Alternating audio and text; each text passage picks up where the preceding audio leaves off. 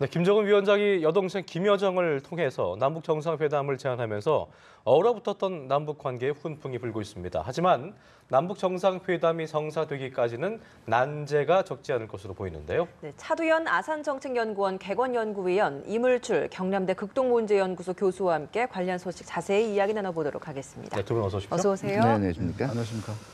북한 김정은의 여동생 특사 자격으로 방남했던 김여정 부부장, 네. 샤 박사님께서도 주말 내내 네. 쭉 잘 지켜보셨을 텐데 네. 일단 어제 북한으로 잘 떠났습니다. 공연을 보고 네네. 나서 네. 김여정이 제일 부부장이 문 대통령 네. 만나서 김정은 위원장의 친서를 전달하고 제가 앞서 말씀드린 대로 방북을 요청하기도 했는데 네네. 일단 김여정 제일 부부장의 2박 3일간의 일정 좀 네네. 평가를 해주시면 좋을 것 같습니다. 뭐 그 2박 3일 동안에 일단 가져온 그 보따리 자체도 이 평양 초청이 네. 있었고요. 그다음에 전반적으로 이제 남북 단일팀 응원이라든가 이런 부분들에 있어서 지금 북한 대표단이 보여준 이 자세는 어느 때보다도 지금 유연했어요. 예. 유연하고 또 그만큼 대화에 대해서 성의를 보인다라는 걸 일단 외형적으로 분명히 보여줬고요. 예. 그리고 뭐 대통령께서도 아마 2박 3일 일정 동안 다른 어떤 고위급 대표단 멤버들보다도 많은 이 접촉 시간을 가졌고 접촉 면적을 가졌습니다. 네. 그래서 대외적으로 발표된 것 이상의 많은 얘기들이 오고 갔을 걸로 생각이 되고요. 그리고 당장 뭐 합의에 이르지는 못했지만 네. 지금 평창의 분위기를 그대로 남북한 간의 화협력 분위기 더 나아가서 이제 미북 대화라든가 한반도 전체의 평화 분위기 또 궁극적으로는 북한 비핵화로 이끌어가는데 의미 있는 의견들이 많이 교환됐을 걸로 믿습니다. 예. 교수님께서는 이번 2박 3일간의 일정 어떻게 평가하십니까? 일단 이제 김정은 위원장이 과연 이제 어떤 생각을 하고 있을까? 네. 과연 이 남북 관계나 또 한반도 평화의 문제, 특히 이제 비핵화 문제 어떤 생각을 하고 있을까? 이런 게 이제 가장 우리가 궁금한 부분이거든요. 이제 친동생 김여정 부부장을 통해서 이제 그런 부분들이 이제 어느 정도 우리한테 전달된 게 아닌가 이런 생각이 들거든요. 그래서 이번 평가와 관련해서 제가 이제 주목한 부분은 어제 통일부가 이제 설명 자료를 냈어요. 예. 설명 자료 내용 중에 하나가 향후 필요할 경우 북한이 전례 없이 과감한 조치를 취할 수도 있다고 한 부분입니다. 예. 사실 정부가 설명 자료를 내면서 이런 표현을 쓰기가 사실 쉽지 않거든요. 네. 그만큼 김여정 부부장이 이제 2박 3일 동안 있는 동안에 우리 대통령을 비롯해서 아주 거의 이 정책 결정 과정에 있는 핵심 관계자들 다 만났지 않습니까, 그죠? 네. 그러면서 여러 가지 전제 조건이 있겠지만 어떻든 이런 조건과 환경이 만들어지면 우리가 생각했던 이상의 전례 없이 과감한 조치를 취할 수도 있다. 이제 그런 예상을 가능하게 한다는 부분에서 사실 굉장히 주목할 어떤 부분이 아닌가 이렇게 예. 생각합니다.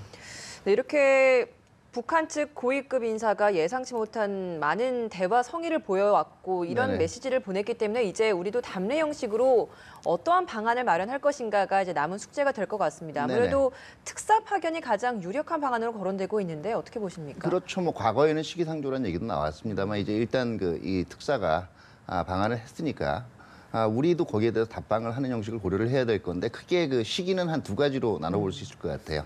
예. 첫 번째는 김여정 제1부부장 예. 이 방안에 대한 답방 형식으로 지금 일단 분위기를 이어가는 용이라면은 이거는 제가 보기에는 평창올림픽 이 폐막 이후에 패럴림픽이 시작되는 시기 패럴림픽이 진행되는 시기에 특사를 파견할 수가 있을 거고요. 시기 문제와 관련해서는. 그럼 3월 이게 초 정도가 예, 그렇죠. 3월 초나 되겠네요. 적어도 이제 패럴림픽 폐막 이전에는 이 특사가 방문을 올림픽 하는 후가 아니라 이전에. 예, 그렇죠. 평창올림픽이 끝나고 패럴림픽 전에. 패럴림픽이 시작돼서 진행되고 끝나기 있는- 전에 예. 이게 이제 전반적인 화협력 분위기상은 이제 적기가 될 수가 있을 거고요. 이때는 김여정 부부장 방안에 대한 답방 형식으로 화협력 분위기를 그대로 이어가는 데 일차적인 이 목적이 있을 거고요. 예. 조금 더 남북한 간에 지금 왜냐하면은 지금 서로 이제 이 화협력 분위기를 계속 이어가고 하기 위해서는 분위기만 중요한 게 아니라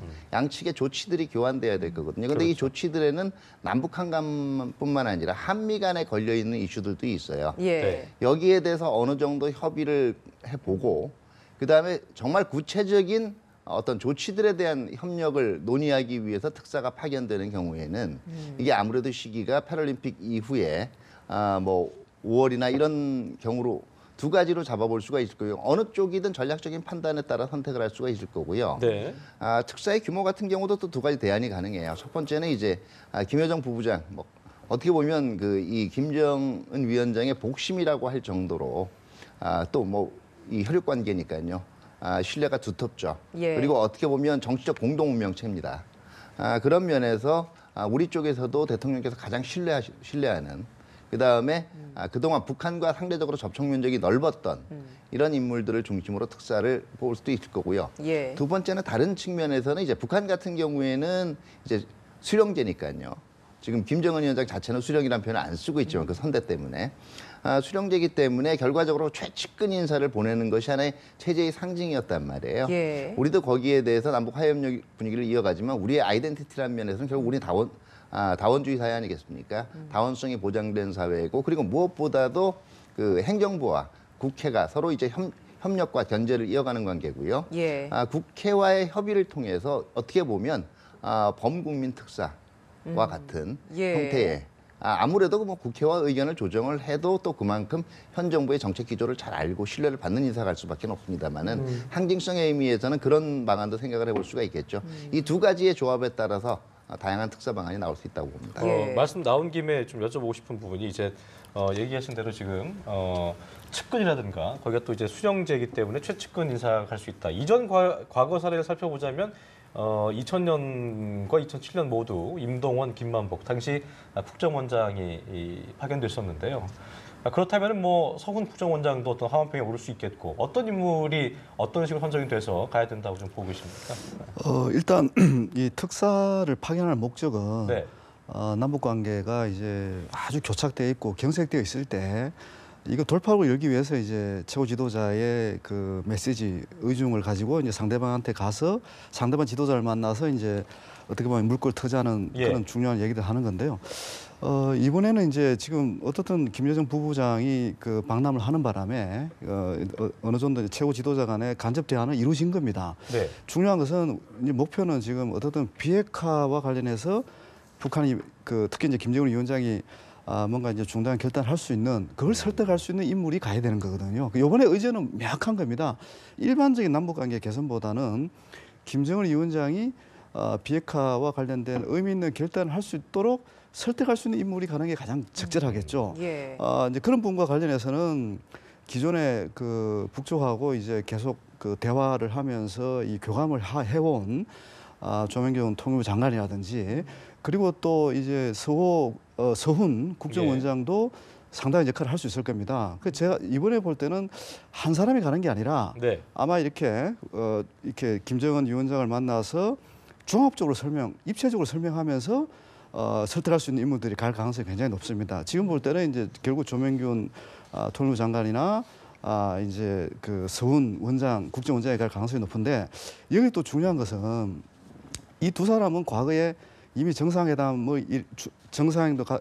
관련해서 김정일 위원장의 아버지인 김정일 국방위원장을 이미 만난 적도 있고 예. 또 이런 그 어떻게 보면 북한 지도자와의 대화나 설득한 경험들이 가장 풍부한 사람이 이 두 사람이거든요. 예. 이 두 사람은 가장 유력한 특사 카드라고 이제 우리가 생각할 수밖에 없는 그런 예. 상황인 것 같습니다. 예, 예. 뭐 이런 답방 형식이든 아니면 구체적 논의를 도출하기 위한 형식이든 어찌됐든 특사 파견은 불가피하다라는 생각이 들 수밖에 없는 상황인데 예, 이건 뭐 불가피하다는 건 우리가 수동적으로 받는 게 아니고요. 예. 적극적인 의미에서 지금 여건을 타개해 나간다는 의미에서 접근을 필요한 해야 조치라는 되겠죠. 생각이 예, 듭니다. 반드시 네, 필요한 필요한 조치입니다. 조치라는 생각이 드는데 어쨌든 이런 시기 내에서 북한이 제안했던 이런 방남이나 이런 방북이나 이런 제안들이 뭐 일각에서는 시간 끌기용일 수도 있다라는 분석도 있습니다. 이런 거라면 우리가 뭐 특사를 파견하는 동안의 준비 시간이나 이런 것들이 나중에는 불필요한 시간이 될 수도 있을 것 같은데 어떻게 보십니까? 그게 불필요한 게 아니죠. 그걸 위해서 준비했다라는 게 그 다음 여건에서 또 도움이 될 수가 있는 거니까 누구를 보낼까 검토하고 어떤 시기에서 보낼까 이거 자체가 뭐 북한이 계속 마냥 지금 일단 대화에 나온 이유도 어느 정도 제재가 부담이 된다라는 거기 때문에요. 경직된 태도로 보일 수는 없을 거고 그렇기 때문에 지금부터 적극적으로 준비를 할 필요가 있는데요. 맞습니다. 그러니까 상대 뭐 북한의 의도라는 것 자체를 그건 북한뿐만 아니라 모든 국가의 협상에 적용되는 건데 상대의 의도를 100% 악의로만 볼 수는 없어요. 그렇다고 100% 선의로만 보는 것도 어리석은 거겠죠. 예. 그러다 보니까 이게 그 시간을 못 벌게 해야죠. 결과적으로는 북한이 이 평화 무드에 그대로 어쩔 수 없이 같이 손을 잡고 갈 수 있도록 해야 되는 건데 그렇기 때문에 지금 북한이 얘기한 전례 없이 과감한 조치를 취할 수도 있다. 이거 자체를 이제 이거에 대해서 마냥 기대만 하고 있어서는 오히려 우리가 수동적이 되고 이걸 끌어낼 수 있게 해야 되는데 지금까지 보면은 그 뭐 시간 벌기용으로 악용될 수 있다는 건 어떤 얘기냐면은요. 결과적으로 뚜렷한 변화의 증거가 보이지 않는 가운데 대화가 시작된다 그래서 제재가 갑자기 완화되거나 이런 거예요.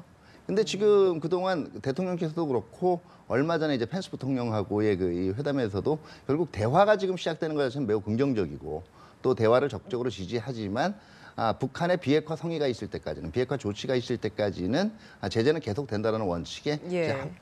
이 합의를 하신 거거든요. 재확인하신 거기 때문에 일단은 제재를 계속적으로 지속하는 가운데서 북한을 이 대화의 장으로 이끌어낼 수 있는 운영의 묘가 계속 마련이 돼야 될 겁니다. 다시 말해서 지금 그 이 미국 측도 그렇고 우리 측도 그렇고 이런 거죠.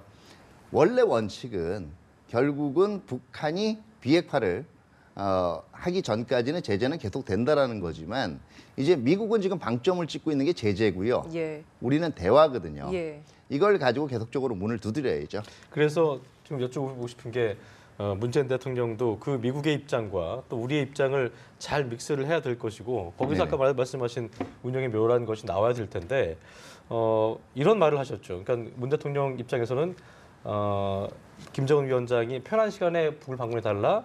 그랬더니 앞으로 여건을 만들어 나가자라고 하셨는데 그 여건을 만들어 나간다는 구체적인 내용이 이제 궁금해지고 있거든요. 어떻게 현실적인 어떤 것이 현실적으로 가장 그 유력한 것인가, 어떤 여건이 중요한 것인가 좀 짚어볼 필요가 있을 것 같습니다. 예, 이제 그 내용은 어제 이제 그 청와대 대변인 발표를 통해서 나왔지만 이런 시일 안에 이제 북한과 미국 간의 이제 대화가 필요하다. 거기에 관련해서 북한이 좀 적극적으로 나와달라. 예. 이제 이런 메시지를 분명히 보냈죠.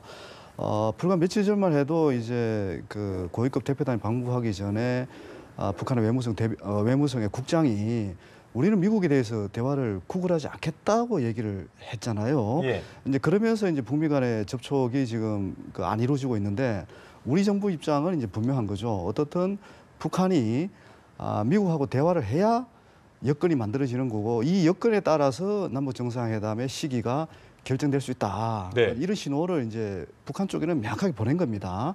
자, 그래서 이제 어떻게 보면 우리도 바쁘고 이제 북한도 나름대로 이 준비를 해야 될 거 아닙니까, 그죠? 근데 이 여건에서 핵심이 사실 이제 많은 분들이 비핵화라고 얘기하는데 비핵화를 이제 달성하는 것이 상당한 시간이 이제 걸린다는 걸 염두에 둬야 될 것 같습니다. 예. 예. 그리고 더군다나 북한은 이제 그 핵 보유국이라고 선언을 해버렸습니다. 완전하지 않지만 북한은 우리를 위협하고 또 미국을 위협할 수 있는 어떻게 보면 그런 무기들을 충분히 이제 과시를 했습니다. 보여줬거든요. 그래서 이제 일부에서는 시간 벌기용이라고 얘기는 하지만 사실은 북한 입장에서는 지금 어느 정도 여유를 갖고 있다고 봅니다. 저는 이미 자기들이 핵 보유 선언을 했기 때문에 그래서 이제 그런 부분과 관련해서 우리가 이제 적극적으로 북한이 더 이상의 이 도발, 한반도 긴장을 고조시키는 행위를 해서는 안 된다. 예. 이 부분과 관련해서 중요한 부분이 제가 이제 아주 주목하는 부분이 적어도 북한이 추가적으로 미사일 발사 실험을 해서는 안 된다. 최소한 그러니까 미사일 발사 실험을 유예하겠다. 이른바 이제 모라토리엄 선언을 하는 게 굉장히 중요하다. 그리고 또 여건과 관련해서 이제 많은 분들이 얘기하지만 한미 군사훈련이 4월 초부터 시작된다고 하잖아요, 그죠? 예. 이거 관련해서 북한이 또 반발한다든지 그 반발의 행태로 또 다른 무력 시위를 한다든지 이런 부분이 이제 이런 상황이 또 발생해 버리면 여건 조성이 되기가 굉장히 어려운 거죠. 그렇죠. 그래서 이제 우리도 시간이 없고 어떻게 보면 북한도 뭔가 이제 시간이 없는 거죠. 그래서 이제 3월 적어도 이제 3월 이내에는 여건이 이제 조성이 돼야만이 남북 정상회담으로 갈 수 있는 환경이 만들어지는 거 아닌가 적어도 이렇게 보는 거죠. 모라토리엄 정도는 받아내야 조건 중에 하나는 그 정도를 받아내야 정상회담을 갈 수 있는 수준이다라고 좀 얘기하셨는데 사 박사님 이렇게 이게 동의하십니까? 모라토리움이라는 게 참 그 해석하기에 따라서 복잡해요. 예. 지금까지 모라토리움 일반적으로 얘기하면 우리는 이제 핵실험 안 하고 미사일 발사만 안 하면 모라토리움이라고 얘기를 합니다. 근데 이게 일반적으로 받아들이는 모라토리움에서 핵실험 안 하고 미사일 발사 안 한다라는 얘기는요.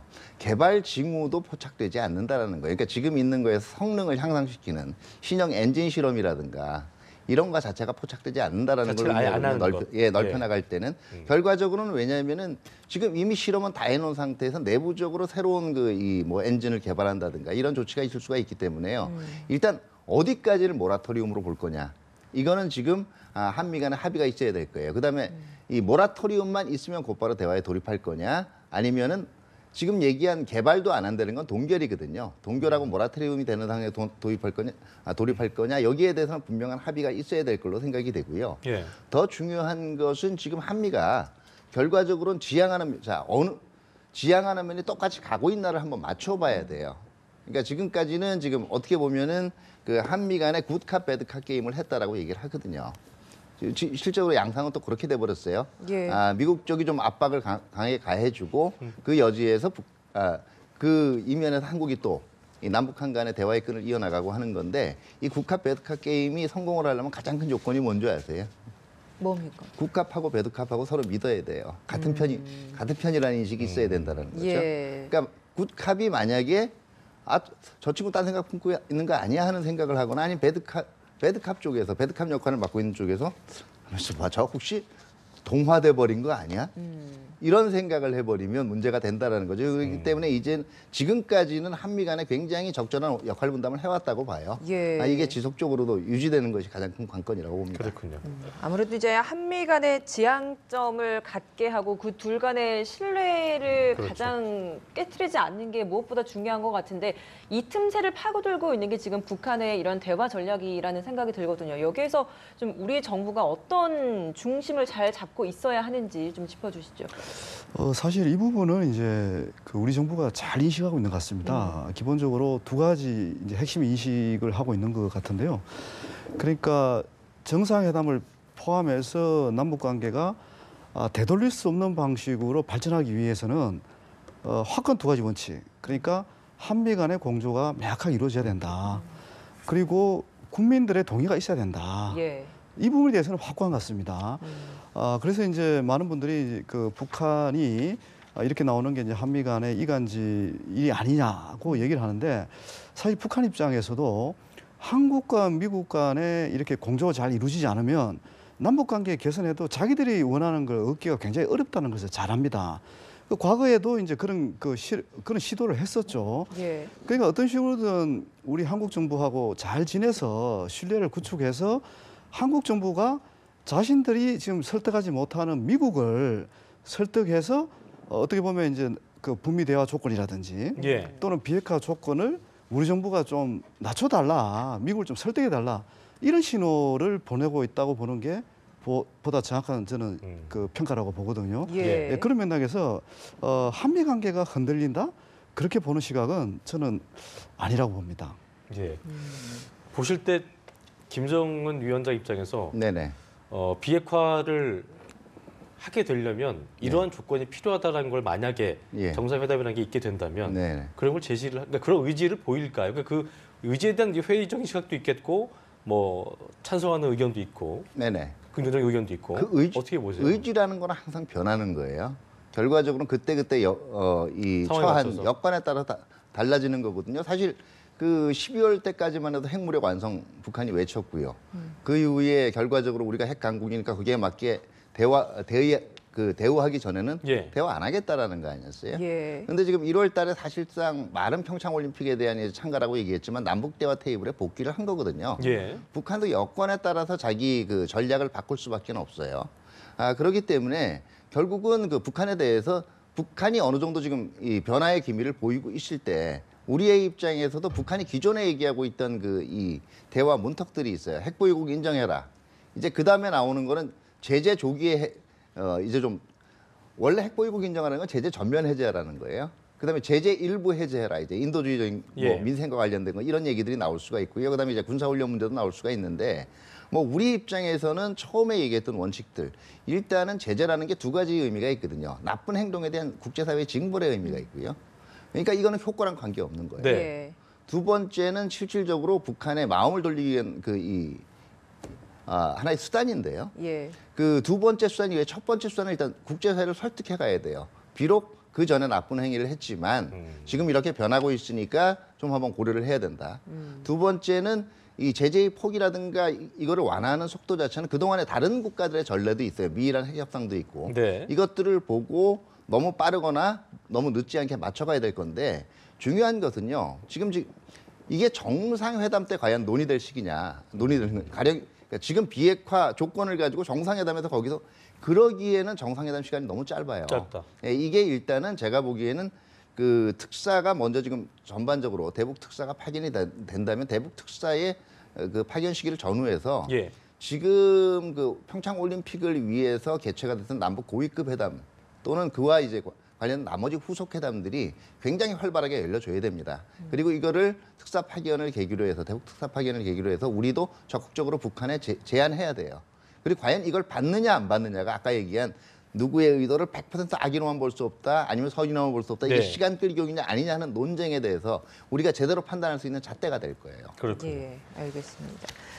네, 뭐 저희가 좀 주제를 좀 예. 바꿔보도록 하겠습니다. 이제 어제 북한 예술단이 서울 국립극장에서 공연을 끝으로 또 오늘 돌아갔거든요. 이제 예. 남북 가수 간의 합동 공연도 깜짝으로 준비가 됐던 만큼 조금 더 의미가 있었던 것 같습니다. 먼저 예. 이 관련된 영상이 저희가 있거든요. 함께 보고 대담을 좀 이어가 보도록 하겠습니다.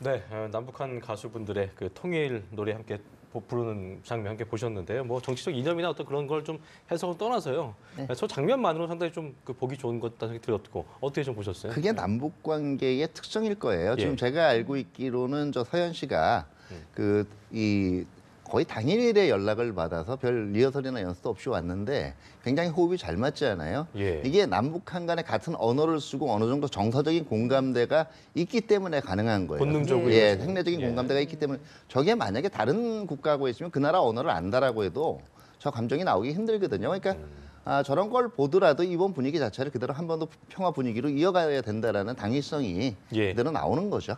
그렇습니다. 예. 박사님 한 말씀 해주시죠. 예, 우리가 나올 수 보면 있습니다. 예. 이 정치 군사 이슈는 뭐 이견이 굉장히 큰데 그렇죠. 유일하게 이제 스포츠하고 음악은 이제 서로 간의 이견을 지금 가장 빨리 네. 이렇게 이제 이룰 수 있는 그런 부분 같습니다. 그래서 제가 이제 그 북한이 이번에 던진 메시지는 5가지 같습니다. 이 평화, 통일, 화합, 민족, 그리고 평양 방문. 그 5가지 용어가 가장 많이 나온 것 같아요. 예. 그 공식, 비공식 그런 접촉이나 대화를 통해서 어떻든 스포츠나 이 음악을 통해서 모처럼 그 지금 이루어지고 있는 이런 화합이 이런 단결이 이제 비핵화 문제 해결에도 좀 기했으면 하는 간절한 바람을 그냥 가져봅니다. 알겠습니다. 이런 화해 무드가 계속해서 이어지길 국민의 한 사람으로서 기대하면서 오늘 대담 마무리 짓겠습니다. 지금까지 차두현 아산정책연구원 객원연구위원 그리고 이물출 경남대 극동문제연구소 교수와 함께 자세한 이야기 나눠봤습니다. 오늘 말씀 고맙습니다. 고맙습니다. 네, 감사합니다.